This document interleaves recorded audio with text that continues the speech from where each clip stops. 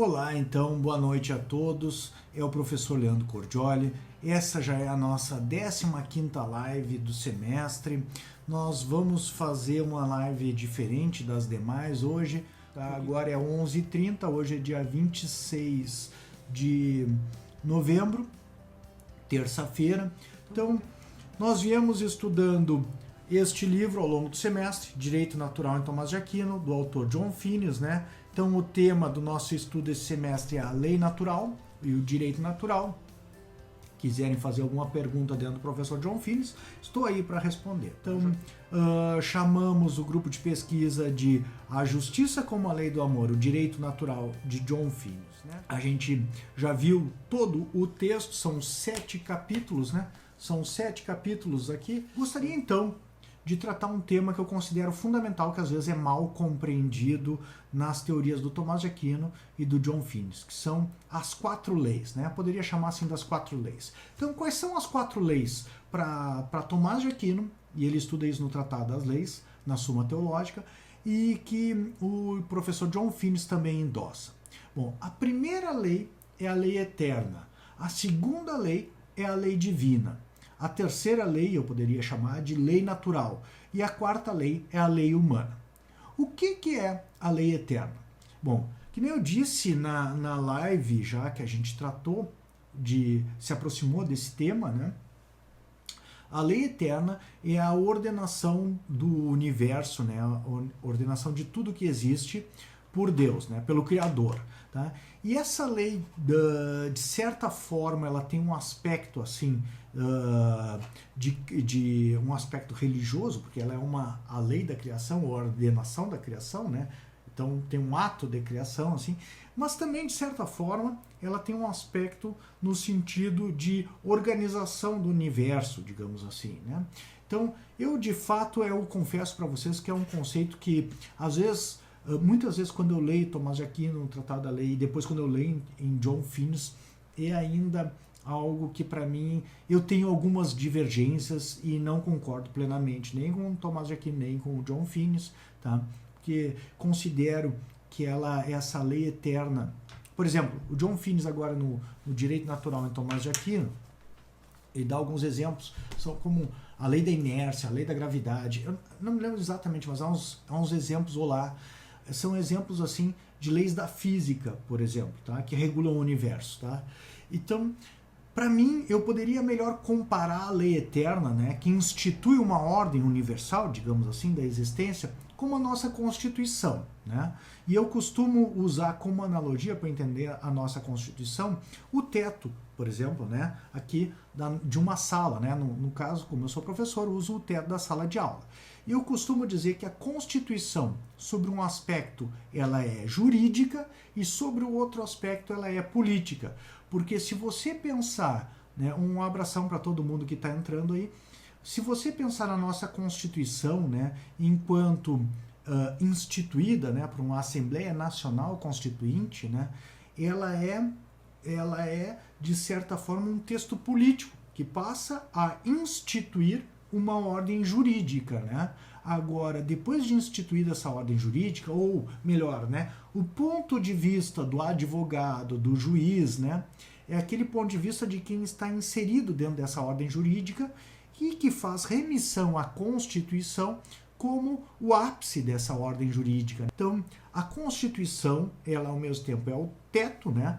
Ou seja, do ponto de vista do juiz, do advogado, de quem trabalha com direito, até mesmo do cidadão, ele está dentro do ordenamento jurídico, ou como o Kelsen diria, dentro da pirâmide, né, normativa, e a Constituição é como se fosse o teto dessa pirâmide normativa. Não só está no cume, como o juiz ele olha para a Constituição do lado de dentro da Constituição, né? Mas já o poder constituinte, ou mesmo o poder do povo, quando realmente institui uma Constituição, né, muitas vezes por uma revolução popular, ou por uma revolução militar, ou por uma troca, às vezes silenciosa no poder político, isso se dá de fora para dentro. Por exemplo, a Constituição de 1988 houve a convocação de uma Assembleia Nacional Constituinte e um poder político instituiu uma nova ordem que não era mais a ordem militar. Então, a Constituição tem tanto esse aspecto, como ela faz a fronteira com o político e institui uma ordem jurídica, ela tem tanto um aspecto político quanto um aspecto jurídico. Né? Tanto assim, um jurista pode consertar aqui. Eu, se fosse um jurista, poderia pintar o telhado pelo lado de dentro, mas não poderia subir lá e modificá-la, porque isso seria política já. Tá? Hoje em dia o que se discute é se o Supremo Tribunal Federal e o Poder Judiciário pode ou não fazer política. Às vezes sai de dentro do direito e entra na política, né? E algumas decisões que a gente vê são decisões políticas. O ativismo judicial, muitas vezes, é também um ativismo político e pode ser problemático. Eu discuti em sala de aula, inclusive, algumas questões extremamente problemáticas, que o ativismo judicial não é mais apenas um ativismo político, nos dias de hoje, mas muitas vezes é um ativismo que reforma a Constituição. A gente viu, há uma discussão de que cláusulas pétreas não podem ser modificadas para menos, né, não podem ser revogadas ou não podem ser excluídas, né, dentro da Constituição, aqueles incisos do artigo 5º, mas muitas vezes a gente vê o STF passando por cima de cláusulas pétreas e ninguém reclama. Ou pelo menos as vozes que reclamam não têm uma força suficiente. Bom, voltando aqui, e o que isso tem a ver com a lei eterna? A lei eterna é mais ou menos que nem a nossa Constituição. Ela é eterna, mas ao mesmo tempo ela é atemporal. Ou seja, do ponto de vista da criatura, ela existe desde sempre. Sempre existiu e sempre existirá, que nem diz a Antígona, lá naquela obra do Sófocles, né? Ninguém sabe desde quando. Ela sempre existiu, sempre existirá. Do ponto de vista da criatura, que é o advogado ou o juiz que está dentro da sala. Agora, ao mesmo tempo, do ponto de vista do Criador, ela não é eterna, porque eterna já pressupõe a existência do tempo, né? Ela sempre existiu. Esse é um conceito temporal. Mas a lei eterna, do ponto de vista do Criador, que a instituiu, ela está fora do tempo. E isso é um problemão. Não me resolvi com Tomás de Aquino. Um dia eu ainda vou resolver esse problema. Então a lei eterna é também, do ponto de vista do Criador, algo que está fora do tempo e é sempre atualidade, é sempre constância. Do ponto de vista da criatura, é uma eternidade. Bom, e a lei divina? O que é a lei divina? Bom, a lei divina, de fato, ela é a revelação de Deus para o ser humano, né, da sua entidade personalística, da sua providência e da sua existência, né? Então ela se dá no Antigo e no Novo Testamento. Se tem uma coisa que é necessário para a lei divina, para o ser humano, é fé. Um ser humano, ele cientificamente talvez não consiga comprovar, e acredito eu que não consegue se comprovar cientificamente tanto a revelação do Antigo Testamento quanto a revelação do Novo Testamento. Então a lei divina nada mais é a revelação que aconteceu no Antigo Testamento, e o Tomás de Aquino diz assim: no Antigo Testamento o homem estava na condição de criança em relação ao Pai, e Deus governava o homem através do medo, porque ele precisava ser educado e preparado para conhecer a sua verdadeira essência, que é o amor. Tá?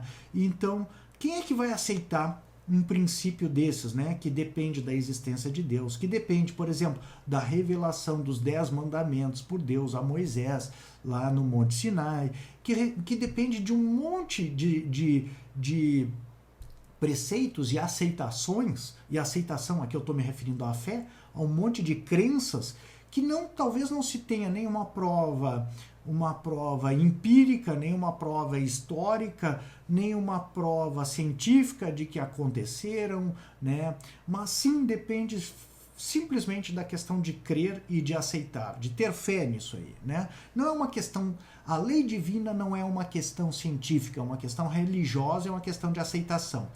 Outros que têm outras fés talvez não aceitem o Antigo Testamento, talvez não aceitariam o Antigo Testamento e não aceitariam também o Novo Testamento. Então, a lei divina, ela se dá tanto pela revelação no Antigo Testamento, quanto a revelação no Novo Testamento. E no Novo Testamento, Tomás de Aquino diz que a lei do amor, isto é, agora o homem não está mais na condição de criança e não é mais governado por Deus. Deus não diz mais para o homem, através do medo, o que ele espera do homem, mas ele diz: eu sou o amor e o que eu espero de vocês é que amem-se, cada um ame-se a si mesmo e aos próximos, e tentem fazer isso, né, através da imitação das ações e das palavras de Jesus Cristo, né, que veio na face da terra e mostrou que eu sou amor, né? Então, lei eterna é a ordenação do universo, a lei divina é uma lei que depende da fé, né? Seja da fé no Antigo Testamento, seja da fé no Novo Testamento, não é uma questão de racionalidade nem de ciência, né? E a lei divina, ela é o governo pelo medo. A lei divina antiga, né? A lei do Antigo Testamento é a lei do governo pelo medo. A lei divina nova é o Novo Testamento e é o governo pelo amor. E agora vem então um terceiro degrau nessas 4 leis, que é a lei natural. Bem, enquanto a lei divina dependia da fé, para Tomás de Aquino, para John Finnis, a lei natural ela depende só da sensatez do ser humano. É porque, na verdade, a lei natural, o que ela é? Nada mais é do que o ser humano refletindo a respeito daquelas coisas que são verdadeiramente boas ou não são verdadeiramente boas para ele, né? E dispondo isso, a lei natural ela não está escrita numa pedra, que nem os 10 mandamentos. A lei natural depende do ser humano exercer a sua inteligência e descobrir quais são os seus bens verdadeiros, como perseguir esses bens verdadeiros, de um modo também razoável, de um modo sensato, né? Como a gente falou lá naqueles primeiros princípios da razoabilidade prática e no primeiro princípio moral, né? Então depende de você exercer a sua razão, racionalidade e conhecer o que é o bem verdadeiro, e a partir daí você começa a dispor naquela forma conceitual. Por exemplo, a vida é um bem para o ser humano, né? Isso é um conceito, né? Isso é através de palavras, eu estou dispondo daquilo que eu conheci e experimentei como algo verdadeiramente bom para mim, né?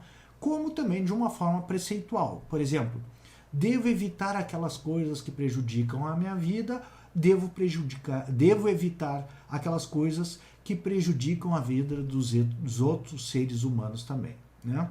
Então, senhores, a lei natural, ela parte, né? Ela é objetiva no sentido de que ela aponta para bens verdadeiros, mas ela também tem um aspecto que o Tomás de Aquino, em latim, chama na Suma Teológica de constitutum, de constituída, ou seja, a partir desses bens verdadeiros, o ser humano dispõe eles, através da sua racionalidade, dispõe eles através de palavras, né? Seja em forma de conceitos ou de preceitos, né? De recomendações. Faça isso, evite aquilo, né?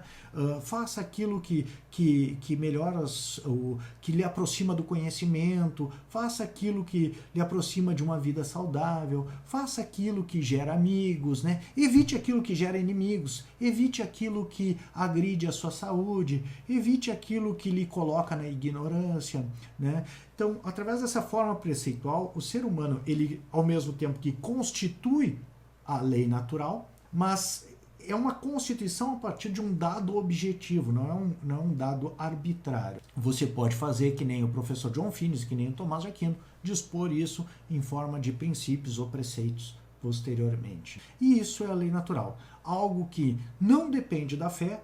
Qualquer ser humano dotado de racionalidade e que tenha alcançado a idade da razão, tenha alguma sensatez, digamos assim, uma criança não consegue talvez alcançar a lei natural, porque ela não tem uma formação ainda, né? Apesar de muitas vezes, que nem diz o Aristóteles, crianças e animais não racionais, apesar de não terem desenvolvido a racionalidade plena ainda, elas agem de uma maneira boa, têm uma inclinação, uma propensão para o bem, né? Apesar disso, elas talvez ainda não consigam constituir a lei natural, né? Constituir o que seja sensato, dispor para si o que seja sensato, porque muitas vezes isso depende do desenvolvimento racional que a gente vai alcançar só, né, com a maioridade, tá? Então, alcançada a maioridade, se você tiver um bom caráter, se você tiver boas experiências e tiver se desenvolvido bem e for uma pessoa sensata, você vai conseguir dispor isso, essas formulações, né, através de palavras, daquilo que realmente é um bem verdadeiro e daquilo que realmente deve ser perseguido pelo ser humano. E, por exemplo, né? Uma pessoa, um exemplo que eu dou em sala de aula para Hitler, sei lá, né? Mas um tirano, um fascínora, né? Para Hitler ou para uns desses serial killers, né? Mas o Hitler, pior, né? Um genocida. Para ele, uma criança judaica que escapa de um campo de concentração é algo muito injusto para ele, né? Alguma coisa assim que não deveria acontecer. Mas não é que a lei natural diga isso. É ele que não consegue identificar o que é certo. Ele está errado. O que é um bem para a criança e o que é um bem para ele mesmo. Um bem para ele era deixar de ser um genocida, um bem para Hitler, né? E isso é o que dita a lei natural. Então, a lei natural não depende de fé, a lei natural ela depende da racionalidade, da sensatez do ser humano, né? E ao mesmo tempo depende de que o ser humano esteja predisposto para constituir bem, né, esses preceitos. Bom, e o que é a lei humana? Né? A lei humana, senhores, nada mais é do que o direito, né? O direito produzido pelo Estado, que nem eu já falei nas lives anteriores e mesmo em uma outra live que está disponível também no YouTube, lá no meu canal Leandro Cordioli, a gente pode derivar por conclusão ou por determinação a lei humana a partir da lei natural, tá? Eu não vou me estender muito, mas a lei humana nada mais é então que a lei produzida pelo Estado, né? E ela tem alguma parte da lei produzida pelo Estado que é derivada direto da moralidade, da ética, né? Que é derivada por conclusão, ou seja, né? Se conclui a partir dos princípios e preceitos morais aquilo, por exemplo, né? Que a gente deva, por exemplo, proibir o homicídio, né? Artigo 121 do Código Penal Brasileiro, que diz: matar alguém, pena de 6 a 20 anos de reclusão. Que o homicídio seja proibido, isso se encontra por uma derivação direta da lei natural, porque a vida é um bem para o ser humano. Devemos proteger a vida nossa e dos outros seres humanos. Logo, deveríamos proibir que as pessoas se matassem reciprocamente. Esse é um raciocínio direto a partir da lei natural, que se chega à lei positiva humana, a lei humana, né, o direito propriamente do Estado. Né? A segunda forma de derivar da lei natural o direito humano, a lei humana, seria por determinação. Que nem eu falei na live passada, a determinação é um processo em que se apela à autoridade do legislador. Então, entre questões que são indiferentes para a moral, o legislador pode escolher qualquer uma delas. Antes dele escolher, é indiferente para a moral. Depois que ele escolheu, passa a fazer toda a diferença. Por exemplo, né? Eu vou dar 2 exemplos, né? Depois eu volto para o homicídio. Dirigir pela direita ou dirigir pela esquerda é uma opção do legislador. O que ele deve é regular o trânsito. Se ele não regular, nós vamos bater, né? Então nós vamos ter um risco à nossa saúde e um risco à ordem do trânsito, né? Agora, se a gente escolher, se o legislador escolher que a gente dirija pela direita, né? Antes dele escolher, a gente pode dirigir pela direita ou pela esquerda, é indiferente. Agora, depois que ele escolheu, a gente está cometendo uma injustiça se a gente dirigir na contramão. Uma injustiça em que sentido? Primeiro, há um apelo à autoridade dele, porque ele está coordenando a sociedade, o bem comum, para que todos tenham uma vida melhor.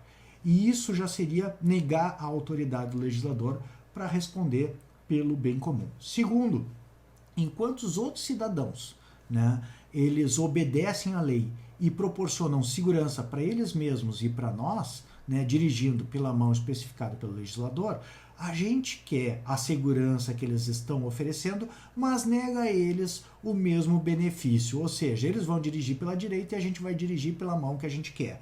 Nesse caso, a gente está agindo injustamente porque a gente tem um benefício e nega a extensão desse benefício para os demais cidadãos, né? E isso é injustiça, isso é egoísmo, né? E por isso deveria ser evitado, tá?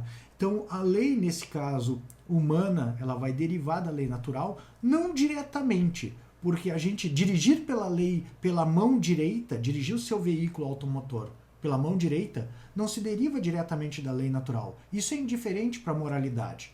Contudo, que deva regular, isso sim, porque seria um bem para a gente se locomover, melhoraria nossas condições de locomoção e também melhoraria a segurança no trânsito, a vida, né? Preservaria a nossa vida, evitaria que a gente colidisse, né? Então, a gente pode derivar assim, que deva se regular, se deriva diretamente. Agora, mão direita ou mão esquerda, isso depende do legislador. Depois que ele definiu, aí passa a ser relevante para a moral também. Tá? Voltando agora para aquele caso do homicídio. Que deva se proibir o homicídio, isso se deriva por conclusão da lei natural. Então, é um direito humano, uma lei humana, ou, né, que deriva diretamente por conclusão da lei natural, que deva se proibir o homicídio. Agora, se a pena para a proibição será de 6 a 20 anos de reclusão, isso é uma questão que é determinação do legislador. O legislador poderia ter escolhido de 10 a 30 anos, de 20 a 50 anos, né? Ele teria várias alternativas que seriam igualmente razoáveis para a regulação que ele propõe, né? Então, seria indiferente para a moral se a pena por homicídio fosse de 10 a 30 anos, ou que nem o legislador brasileiro escolheu, né? De 6 a 20 anos, por exemplo. Tanto moralmente, tanto faz. Tá? O que acontece na determinação é que há uma liberdade para o legislador escolher entre alternativas igualmente passíveis de serem escolhidas, mas essa possibilidade de escolha exclui aquilo que a gente viu nas lives anteriores, que se chama absolutos morais, né? Isso é uma das guias que ainda há, né? Por isso que se deriva da lei natural. Isto é, nunca se deve matar uma pessoa inocente. Esse é um preceito da lei natural. Afinal de contas, a vida é um bem para o ser humano. Se nunca se deve matar uma pessoa inocente, o direito brasileiro, por exemplo, o direito positivo, a lei humana, deveria proibir o homicídio intencional. Isso se deriva, que nem eu falei, diretamente por conclusão da lei natural. Agora, a pena que vai culminar essa proibição, ela está na escolha do legislador. O legislador pode escolher de 6 a 20 anos, de 10 a 30 anos e outras tantas alternativas, mesmo que não seja uma pena de prisão. Pode haver outras alternativas no futuro em termos de direito penal, inclusive, né? Agora já para outros tipos de crime há penas alternativas, inclusive, né? Mas o que acontece? Ao mesmo tempo, feriria a lei natural se o legislador dissesse assim, ó, deveria ser proibido o homicídio intencional de uma pessoa inocente. Tá? Não, a gente deveria proibir que alguém matasse intencionalmente outra pessoa inocente. Isso a lei natural nos diz. Aí imaginem vocês uma hipótese em que o legislador resolve, né, proibir o homicídio intencional, mas em vez de combinar uma pena de 6 a 20 anos, resolve premiar quem mata. Resolve dar $10.000 para quem cometer um homicídio. Numa situação dessas, é evidente que está se contrariando a lei natural. Ou seja, é sensato que aquilo que está de acordo com a lei natural, de acordo com o bem da comunidade, seja premiado e aquilo que contraria o bem da comunidade seja punido. Agora, você não pode premiar aquilo que contraria o bem comum, que contraria o bem da comunidade. E não pode, ao mesmo tempo, punir aquilo que beneficia o bem da comunidade, né? Quem já foi meu aluno, eu acho que nas lives eu dei esse exemplo também, sabe aquele caso do castelo, né? Que os viajantes sobem para salvar o castelo. E aí, naquela situação do castelo é a mesma coisa. É insensato punir alguém que está ajudando a comunidade, não que está prejudicando, que não está prejudicando a comunidade naquela situação específica, né? Então, da mesma forma, feriria o bem, a lei natural, punir alguém que é um herói, né? Voltando aqui ao nosso caso do homicídio intencional, né? Se a lei natural diz que devemos preservar a vida do ser humano, que a vida é um bem para o ser humano, né? Deveríamos evitar aquilo que prejudica a nossa vida e deveríamos evitar prejudicar a vida dos outros ou tirar a vida dos outros. O direito brasileiro pode criar um crime, que é o artigo 120 do Código Penal, que é matar alguém.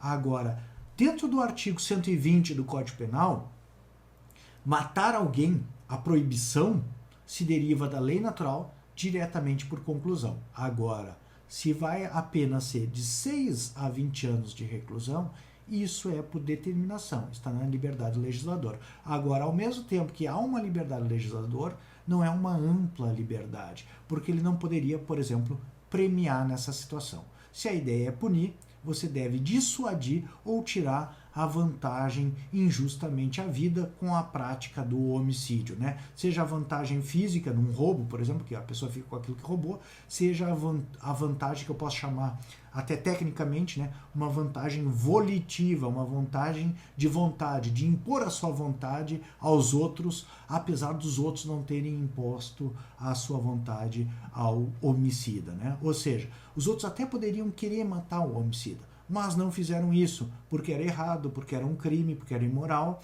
porque seriam sujeitos a uma pena jurídica. Se absteram de matar ele, né? Obedeceram ao direito, né? Não mataram ele, não assassinaram ele. Ele, contudo, apesar de ter sido beneficiado pela lei, beneficiado pela ética e pela moralidade dos demais cidadãos, não estendeu aos demais cidadãos a mesma benesse ou a mesma legalidade, pelo menos. Logo, agora, ele não deve ser premiado por isso, mas ele deve ser punido na medida da lei, na medida preconizada pelo direito, no caso do Brasil, né, de 6 a 20 anos de reclusão. Então, a ideia é que vocês apresentem perguntas, já tem algumas perguntas aqui, eu vou tomando nota, tá? Semana que vem, seja no Instagram, seja no Facebook, me comprometo a respondê-las. Se vocês tiverem alguma dúvida, tragam para a gente debater aqui semana que vem. Vamos fazer filosofia juntos, né? Então, fazer filosofia não é só estudar livros, né? Um abração a todos, uma boa semana, né? Semana que vem nos encontramos aqui de novo às 11h30 da noite, em que eu me comprometo a esclarecer algumas dúvidas. Abração, Christian, abração, saudades, conto com a tua presença semana que vem.